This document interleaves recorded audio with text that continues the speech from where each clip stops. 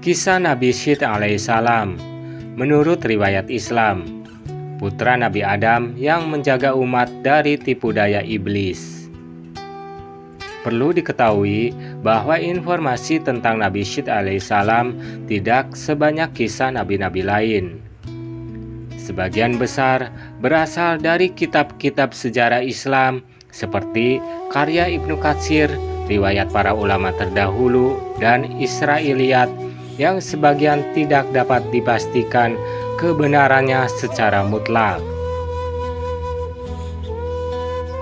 Karena itu, saat membuat narasi sebaiknya dibedakan antara yang kuat sumbernya dan yang berupa riwayat sejarah. Assalamualaikum warahmatullahi wabarakatuh. Alhamdulillahirabbil alamin.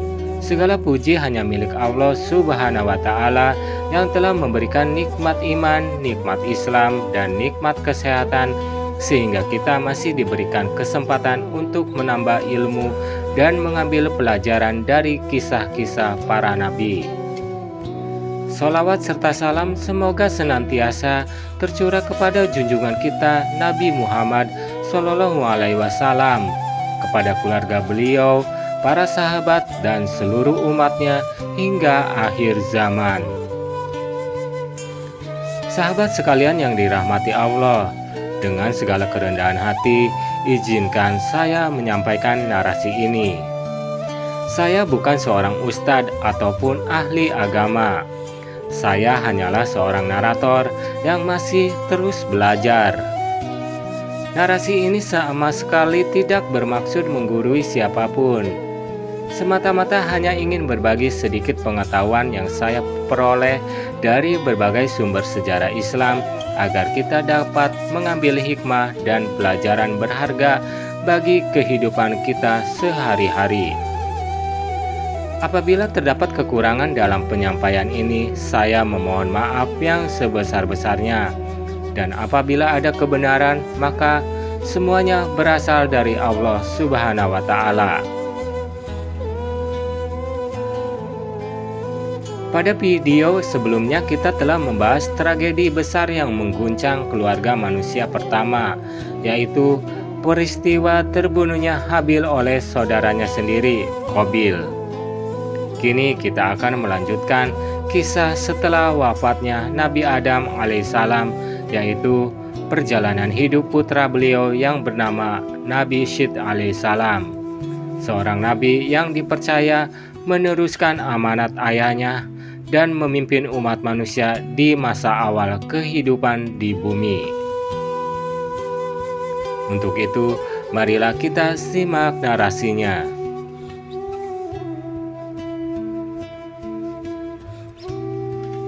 Bab 1. Wafatnya Nabi Adam dan amanat untuk Nabi Syed. Setelah berabad-abad hidup di bumi, Nabi Adam alaihissalam akhirnya mendekati akhir kehidupannya. Menurut banyak riwayat sejarah Islam, Nabi Adam hidup sekitar 1000 tahun. Menjelang wafatnya, Nabi Adam melihat bahwa umat manusia mulai berkembang. Anak cucunya semakin banyak dan tersebar di berbagai wilayah. Di antara seluruh putranya, Syed dikenal sebagai anak yang paling soleh, paling taat kepada Allah, dan memiliki akhlak yang mulia. Karena itulah Allah memilih Syed sebagai nabi setelah Nabi Adam. Nama Syed diyakini berasal dari makna anugerah atau pemberian, karena beliau lahir setelah wafatnya Habil. Kehadiran Syed menjadi penghibur bagi Nabi Adam dan Hawa setelah kehilangan putra mereka yang soleh. Menjelang wafatnya, Nabi Adam mewariskan ilmu hikmah dan kepemimpinan kepada Nabi Syed alaihissalam. Amanat itu bukan hanya untuk memimpin keluarga besar keturunan Adam, tetapi juga menjaga manusia agar tetap berada di jalan tauhid.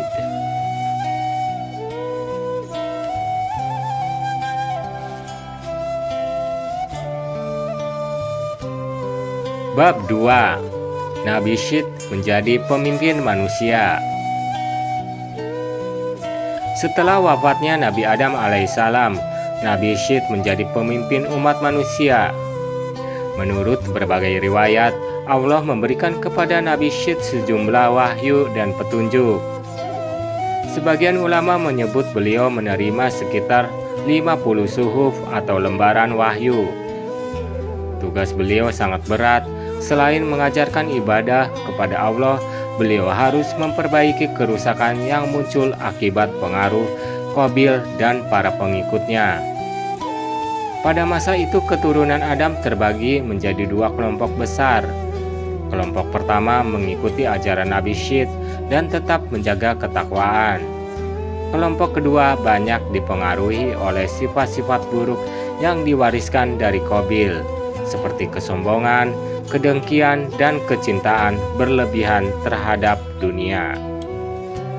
Nabi Syed terus berdakwah agar manusia kembali kepada jalan yang lurus.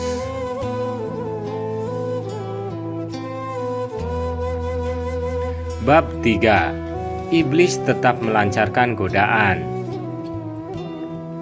Meskipun Nabi Adam telah wafat, permusuhan iblis tidak pernah berhenti. Sejak diusir dari surga, iblis telah bersumpah akan menyesatkan keturunan Adam sampai hari kiamat. Karena gagal menggoda Nabi Adam secara total, iblis mengalihkan seluruh usahanya kepada anak cucu Adam. Pada masa Nabi Syed, godaan iblis mulai semakin beragam. Iblis membisikkan kesombongan, kemalasan beribadah, permusuhan antar keluarga, dan cinta dunia yang berlebihan. Namun, Nabi Syed tidak pernah lelah mengingatkan manusia.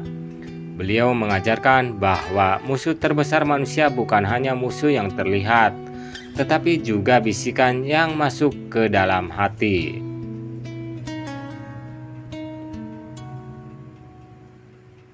Bab 4. Benarkah Nabi Syed meminta agar alam jin tertutup dari manusia?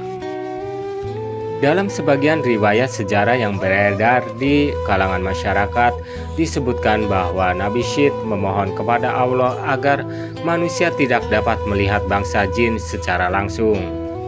Namun, riwayat ini tidak memiliki dasar yang kuat dalam Al-Quran maupun hadis sahih. Karena itu, para ulama umumnya berhati-hati dalam menyikapinya. Yang jelas, Allah memang menjadikan jin sebagai makhluk yang tidak dapat dilihat manusia dalam keadaan normal. Hal ini sesuai firman Allah bahwa setan dan golongannya dapat melihat manusia dari arah yang manusia tidak dapat melihat mereka. Karena itu, kisah tersebut sebaiknya dipahami sebagai riwayat sejarah yang tidak bisa dipastikan kebenarannya.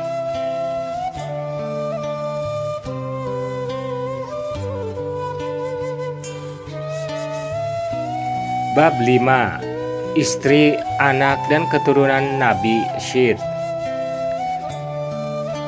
Tentang siapa nama istri Nabi Syed, sumber-sumber Islam yang kuat tidak memberikan penjelasan pasti. Begitu pula nama anak-anak beliau. Namun, para sejarawan Islam menyebutkan bahwa Nabi Syed memiliki banyak keturunan yang meneruskan garis keturunan manusia yang soleh. Sebagian riwayat bahkan menyebut bahwa banyak nabi setelahnya berasal dari garis keturunan Nabi Syed. Di antara keturunan beliau yang terkenal dalam sejarah adalah garis nasab yang akhirnya sampai kepada Nabi Idris. Karena itu, Nabi Syed memiliki peran sangat besar dalam menjaga keberlangsungan generasi manusia yang beriman kepada Allah.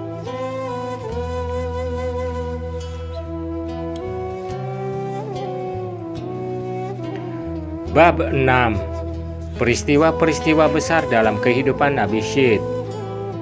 Selama hidupnya, Nabi Syed mengalami berbagai peristiwa penting.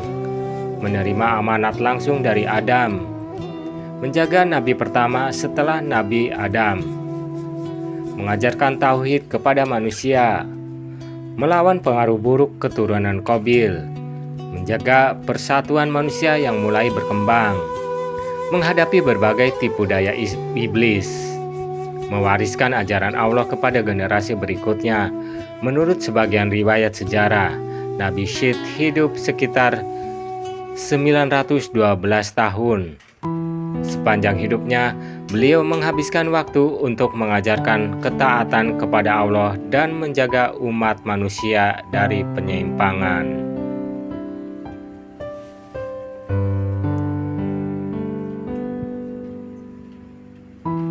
Bab 7. Wafatnya Nabi Syed dan warisan keimanan. Setelah menjalani kehidupan yang panjang, Nabi Syed alaihissalam wafat. Namun perjuangan beliau tidak berhenti sampai di situ. Ajaran tauhid yang beliau tanamkan tetap hidup dalam diri keturunannya.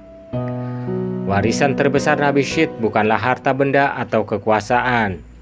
Warisan terbesar beliau adalah iman, ilmu, dan keteguhan dalam menghadapi godaan iblis. Karena warisan itulah generasi setelah beliau masih mengenal Allah dan terus menjaga ajaran para nabi.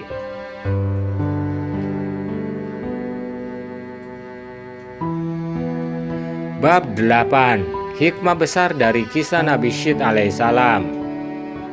Amanat adalah tanggung jawab besar yang harus dijaga. Kesalehan lebih penting daripada kekuatan atau kedudukan. Iblis tidak pernah berhenti menggoda manusia. Ilmu dan dakwah harus diteruskan dari generasi ke generasi. Keluarga yang baik dapat melahirkan generasi yang baik. Tauhid adalah warisan terbesar para nabi.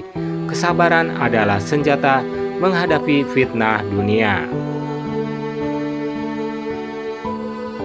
Penutup, sahabat sekalian yang dirahmati Allah, demikianlah kisah Nabi Syed alaihissalam, putra Nabi Adam yang dipercaya mengemban amanat besar setelah wafatnya manusia pertama di muka bumi. Walaupun banyak bagian kisah beliau yang tidak dijelaskan secara rinci dalam Al-Quran dan hadis sahih, namun perjalanan hidupnya memberikan pelajaran berharga tentang pentingnya menjaga amanah, mempertahankan keimanan, dan terus berjuang melawan godaan iblis. Semoga kisah ini dapat menambah wawasan, memperkuat keimanan, dan mengingatkan kita bahwa perjuangan melawan godaan setan adalah berlangsung sejak awal penciptaan. Awal penciptaan manusia hingga hari ini. Apabila ada kekurangan dalam penyampaian narasi ini, saya kembali memohon maaf. Saya hanyalah seorang pembelajar yang berusaha berbagi pengetahuan. Semoga Allah mengampuni kesalahan kita dan membimbing kita semua menuju jalan yang lurus. Wassalamualaikum warahmatullahi wabarakatuh. Doa penutup. Bismillahirrahmanirrahim. Allahumma inni a'udzubika min hamazati syayatin wa a'udzubika rabbi ayahdurun. Ya Allah, sesungguhnya kami berlindung kepadamu dari bisikan, tipu daya, dan godaan syaitan. Lindungilah hati kami dari kesombongan, kedengkian, kemalasan beribadah, serta segala perbuatan yang Engkau murkai. Ya Allah, tetapkanlah kami di atas jalan tauhid, sebagaimana Engkau telah menetapkan para nabi dan orang-orang soleh sebelum kami. Jadikanlah keluarga kami keluarga yang beriman, anak-anak kami anak-anak yang soleh, dan jauhkanlah kami dari fitnah dunia serta tipu daya iblis yang terkutuk. Robbana la tuzigh qulubana ba'da idh hadaitana wa hab lana min ladunka rahmah innaka antal wahhab. Amin ya robbal alamin. Semoga naskah ini cocok sebagai lanjutan seri tragedi Habil dan Qabil di channel Di Balik Peristiwa. Semoga narasi ini bermanfaat, dan tunggu video berikutnya.